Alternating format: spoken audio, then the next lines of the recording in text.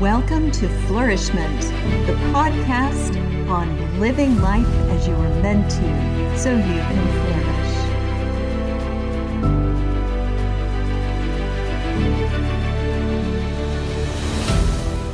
Welcome, everyone. I have an exciting guest for us to talk with today.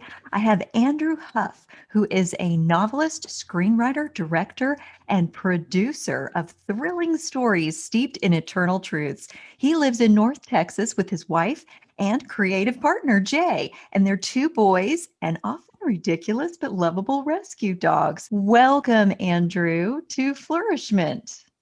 Thank you very much for having me, Tina. We're going to discuss today a really interesting topic that I also feel very passionate about: storytelling for the soul. Can you tell the listeners why that's important to you and what that actually means?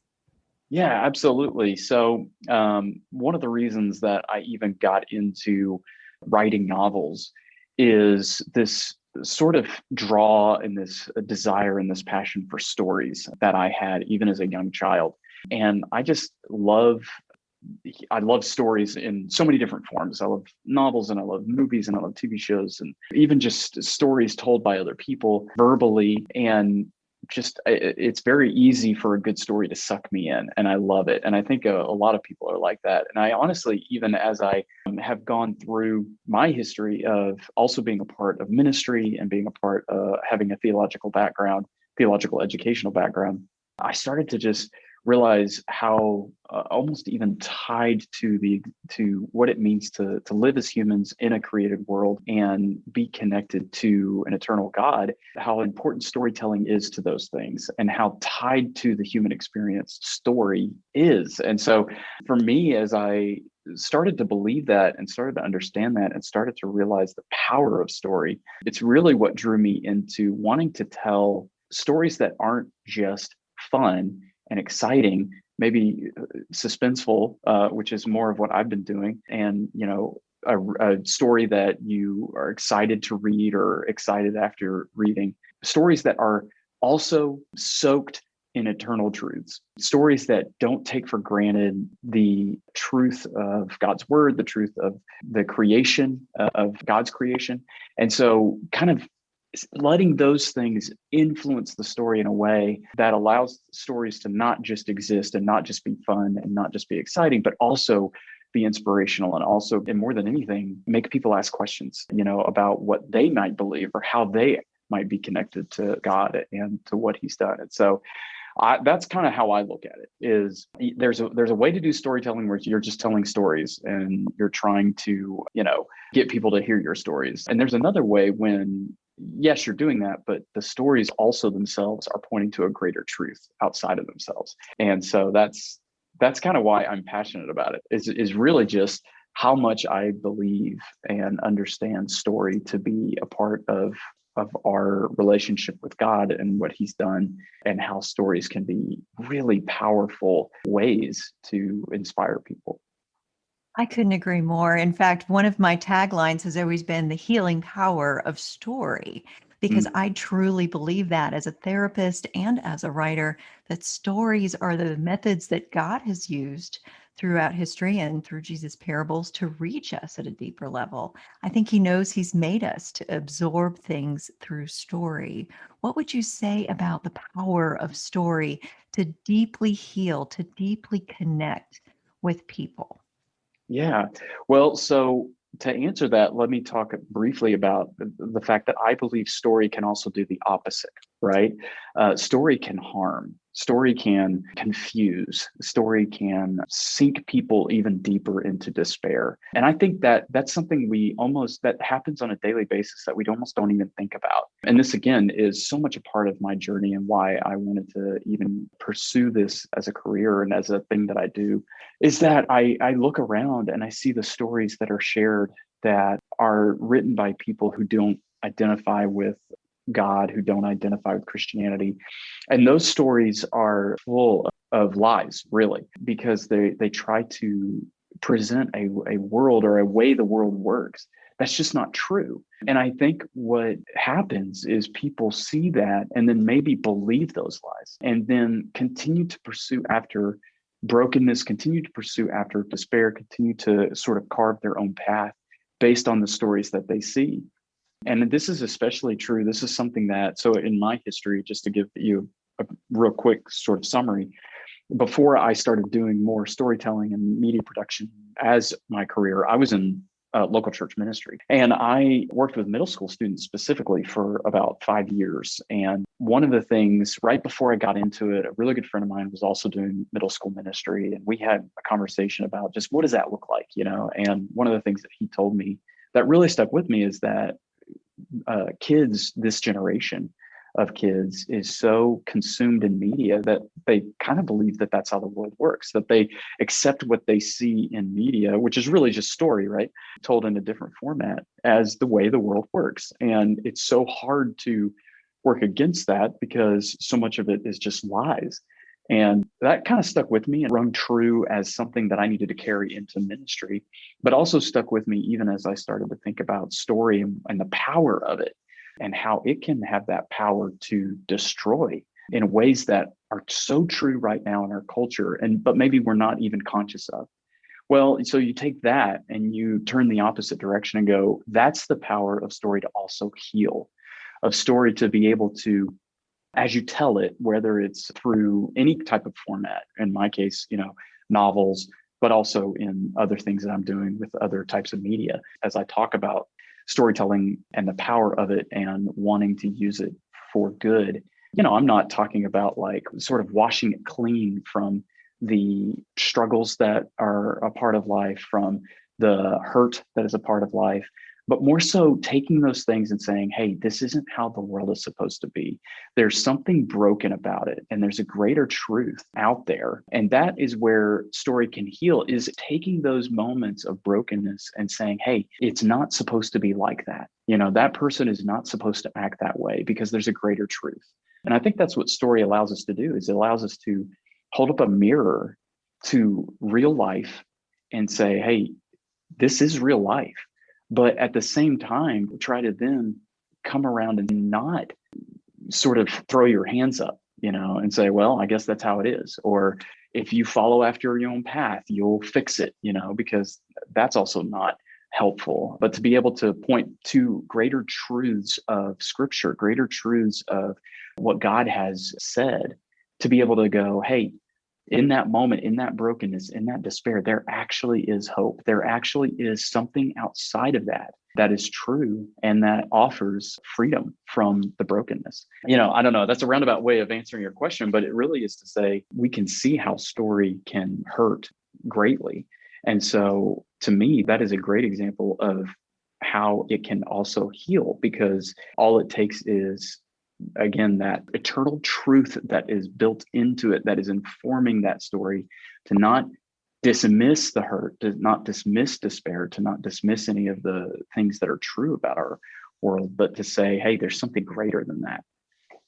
It depends upon whether the story is manipulative and trying to deceive us by giving us partial truths, or whether it's trying to reveal deeper truths and bring us to something better than what we have. That's right. Yes. So, and a good example in terms of fiction writing is writing characters that are true to life, writing characters that make mistakes. But at the same time, the mistakes that they make aren't upheld as virtue, for instance, by the storyteller, in a sense. And that's where I feel like so much of what matters in storytelling is the worldview of the person telling the story, because that's going to inform how they present characters or how they present situations.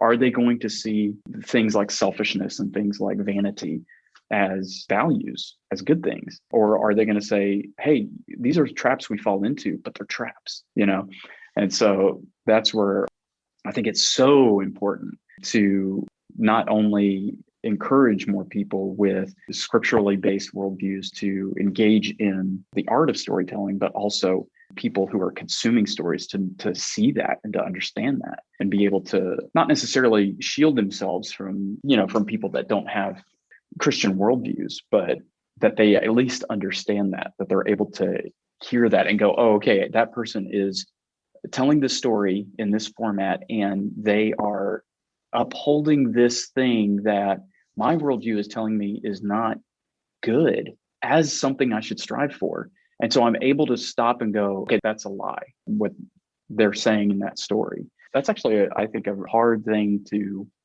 do consciously, like to be able to think through that.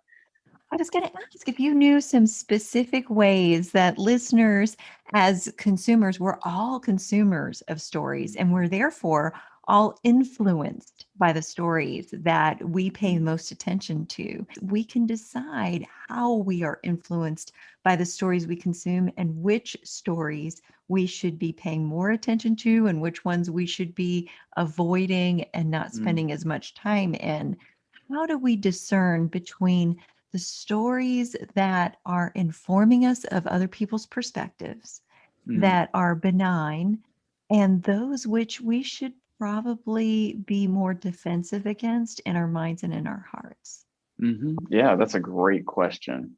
First off, I think it's so important to, not that you're doing a deep dive into researching, the storyteller, but knowing who's telling me that story is helpful. What do they believe? What's their background? How is that informing the story? Because that can do so much for you in terms of how you're processing a story. Because again, whatever they believe is going to seep into that story, no matter how benign it may seem. And yet, I mean, obviously there's ways in which people can just, storytellers can be like, hey, I just want to tell a good story. I don't have an agenda at hand, but who they are and what their experiences are is going to inform that. But I think it's also really critical.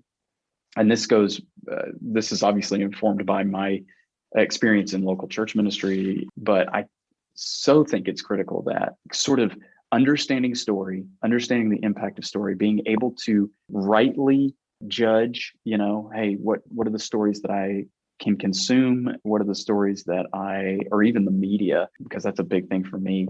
What's the media that is healthy for me and what is not, is so tied to a person's, where they're at in their relationship with Jesus and where they're at in just their pursuit after God's desires in their life, because that is going to walk hand in hand with being able to see those things. Because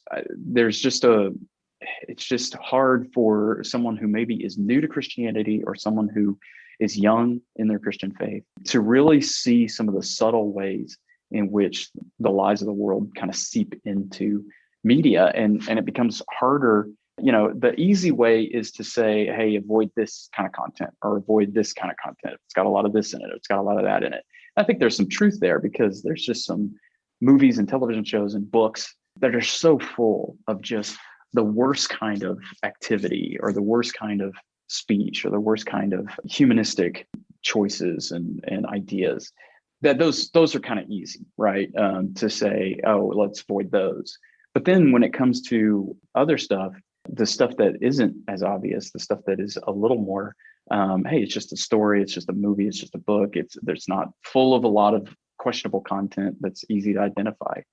It becomes so important to know the scriptures and know what God desires and what he says is true, because without knowing that, it becomes a lot harder to then go, oh, hang on, this thing is lying to me, or this author is lying to me about this particular topic, and it becomes, I feel like a lot of the difficulty in today's culture of how to kind of parse through story is directly tied to how much information there is available, because it's become so easy to kind of Google something, right? And research an idea and kind of get however many different commentary on that particular thing. And so it becomes so much trickier to then say, hey, who's actually like telling the truth or at least interested in it versus who is trying to trick me, I think has actually become a lot harder because we have access to so much information. So again,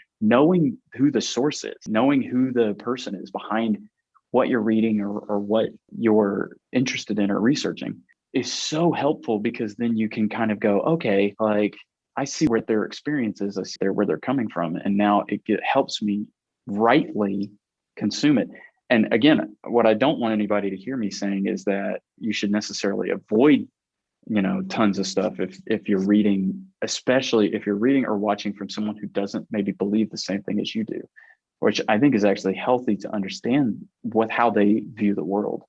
But knowing how the Lord has established things and what he expects and being confident in that is so extremely helpful when it comes to being able to go into those things and see where maybe they are not in line with that. It sounds like the analogy which you may have used with middle school students. I know that we did when I was in middle school and student ministries.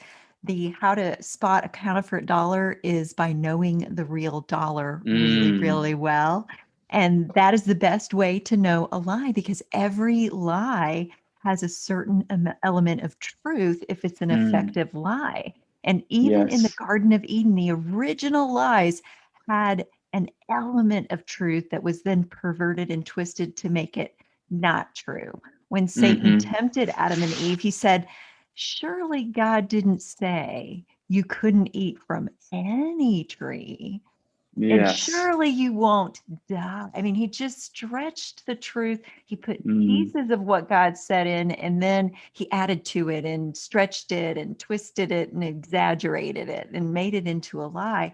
But there was just enough that they could connect with what he said and he could draw them in to that lie, that deception. mm, And that's how we get drawn in by it's a little true, but it's not completely true. And if you don't know the real truth, the real God, that mast, that keel of your ship isn't strong, then when mm. things pull you in one direction or another, then you won't have anything to right you back to center. That's right. That's so right. I love that analogy, and that's perfect. You're absolutely right of knowing what the real thing is. And I would add to it as well with the fact that there's so many lies that we're bombarded with on a daily basis that I think sometimes we don't even think about it, right? That we don't, our guard is down to a degree.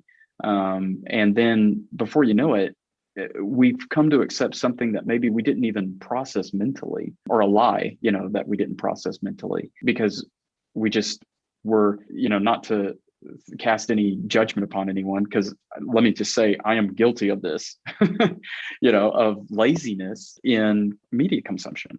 And again, not to say let's throw it all out, but to say, man, let be a little more conscious of it and be a little more, you know, I use the word critical, but in a sense, just a healthy kind of criticism of just anything that we're consuming, where we're actually asking those questions of ourselves and recognizing that number one, we are bombarded by it daily. And number two, what Satan would love more than anything is for us just to not pay attention. He doesn't need us to fall headlong into this incredible lie. He doesn't need to have this huge battle for us. He just needs us to not pay attention. And he'll do the rest in terms of subtly moving, shifting, creating those doubts as little seeds until, before long, we've been caught and we didn't even realize it. Absolutely. Yes, because we can easily get drawn into something if we're not aware. And it sounds like what you're saying is establish awareness, be in tune with the Holy Mhm. Spirit, and let that inform you. And that way we can be empathetic to people from other perspectives, but not be Mm, influenced by those mm. perspectives. That's right. When I was in seminary, one thing I used to do, because I was studying a lot of different positions, studying a lot of different ideas, but also understanding, and this is probably some of that passion and desire for storytelling that sort of seeped into how I did my seminary experience. I started to understand how all of these things were connected. If you believed maybe one thing over here theologically, it may influence on the opposite side how you might come at a particular issue. And so one thing I would do is I would start to turn on the television, turn on just any pastor that was on TV and just listen and try to think, okay, if he's saying that about that particular topic, what might that mean about what he believes about, this issue in theology? And try to make those connections. And, as I was studying it and as I was having conversations and as I was figuring that out, it was just a fun exercise. And so I use that as an illustration to say it takes practice and it takes saying, okay, I'm going to watch something I'm going to see if I can figure out what the worldview of this person is. And can I catch the clues? Can I catch the things here and there that sort of clue me into maybe what they believe, or what the writer believes, or who, what the author believes, or whatever, based on this, and practice it and kind of see if you can catch some of those things. And you'll find, at least I found this in my seminary experience, as I kind of did that from a theological perspective with pastors and sermons, is you start to kind of catch those little things that you go, oh yeah, okay, he said that. That's connected to this theological issue. Maybe he falls here. And you start to kind of make some of those connections as you're, again, being conscious of it, and as you're getting to know the real thing, as you're studying the scriptures, as you're getting closer to the Lord. Personally, I think it's kind of fun, but maybe I'm a little weird. No, I do the same thing. I try to listen to other people's stories and understand where they're coming from. And I listen through media, through movies, through television shows, and even in reading books for what's behind that. And as a therapist, obviously, that may influence why I do that. And that's a little weird Mhm. too. But I actually like being able to see that person's point of view and understand where the pain points are. And that Mm, helps us, I think, as storytellers, because, you and I are novelists, but other people out there listening may say, well, I'm not a storyteller, but you are. mm, Everyone's life tells a story, and your mhm, personal story is going to influence someone else. And how well you can relate to other people and understand them and listen to them before you share your point of view, your truth from God mm, for them, will inform you as to whether you can do it in a way that they can hear it. The mhm. key is not to be influenced by the world when you're listening to the world's point of view, but remain steadfast in knowing your truth, and then be able to be compassionate in the way that you share it. Yes, that's absolutely right. So tell us what you're working on now and how people can stay connected with you and follow you and learn more about these thrilling stories steeped in eternal truths that you have mentioned. Yeah, so I currently am wrapping up a series that I published with Kriegel Publications called the Shepherd Suspense series. And it's just good old fashioned action thriller novels. Again, very founded on strong theology and biblical truth. But final book in that series is coming out March 16th of this year. And so very soon. And then I'm actually in the middle of writing a spinoff series from that one that'll be another 3-book series. And so all of the information on my novels is you can find at andrewhuffbooks.com.